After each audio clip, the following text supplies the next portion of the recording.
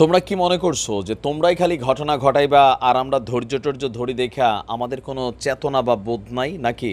আছে আছে, আমাদেরও আছে। আমরা জানি হাউ টু ডিল, কিভাবে আঙুল বাঁকা কইরা ডিব্বার ভেতর থেকে ঘি তুলতে হয়।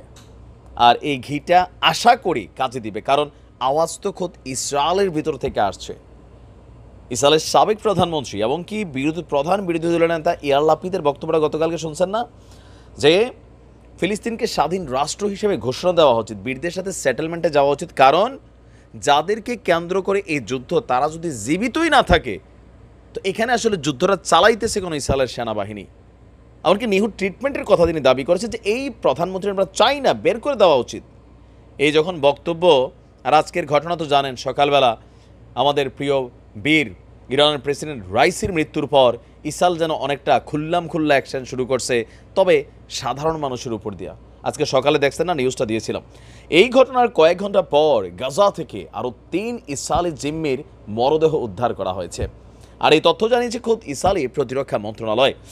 এক ব্রিটিশ সংবাদ মাধ্যম বিবিসির দেওয়া প্রতিবেদনে বলা হয়েছে যে ইসরায়েলের প্রতিরক্ষা বাহিনী আইডিএফ বলছে ইসরায়েলের আভ্যন্তরীণ গোয়েন্দা সংস্থার সাথে যৌথ অভিযানের সময় গাজার উত্তরাঞ্চলীয় শহর জাবালিয়া থেকে 3 জিম্মিদের মরদেহ উদ্ধার করা হয়েছে। নিহতরা হচ্ছেন হানান ইয়াবলঙ্কা, মিশেল নিসেনবাউম এবং ওরিয়ান হারদান্দেস। আইডিএফের বিবৃতিতে তাদের নাম পরিচয় প্রকাশ করা হয়েছে। বলা হচ্ছে যে গত 7ই অক্টোবর বীরদের সাথে ঘটনার পর আপনার নোভা মিউজিক ফেস্টিভ্যাল থেকে পালিয়ে যায় আপনার এই 3 ব্যক্তি। সেই উৎসবে 360 জনেরও বেশি প্রধানত তরুণ তরুণীকে আমাদের বীররা বালিশ ছাড়া সহায় দিয়েছিল। তবে মিশেল নিসেনবাউম, তার বয়স হচ্ছে 59, তার 4 বছর বয়সী নাতনিকে গাজা সীমান্তে একটি সেনাঘাঁটিতে তার বাবার সাথে দেখা করানোর জন্য নিয়ে যাওয়ার পথে আমাদের বীররা লয়া গেছিল গা। এরপর আজই তার মরদেহ পেয়েছে আইডিএফ। বলা হচ্ছে যে এখানে আমাদের বীররা তাদের শেষ করছে, এরা প্রমাণও দিচ্ছে।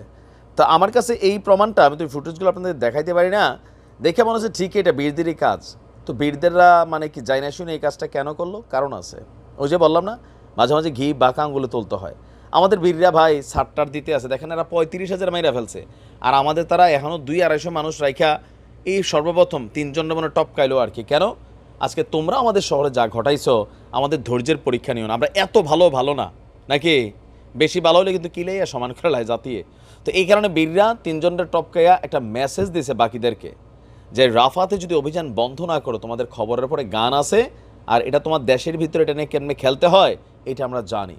আন্তর্জাতিক অপরাধ আদালত, এই সংস্থাটার নাম বদলাই দেওয়া দরকার। এটা আমেরিকার অপরাধ আদালত বানানো উচিত, কারণ সিদ্ধান্ত তো আমেরিকা দিবে। অপরাধ আদালতের নির্দেশনা ছিল, কে মানছে, আজকে কী করলো। বীরদের উচিত এইভাবে আপনার বিষয়টাকে ডিল করা। হ্যাঁ, যেমন ঘেউ তেমন কি মগুর নাকি, এইভাবেই করা উচিত। ভালো থাকুন।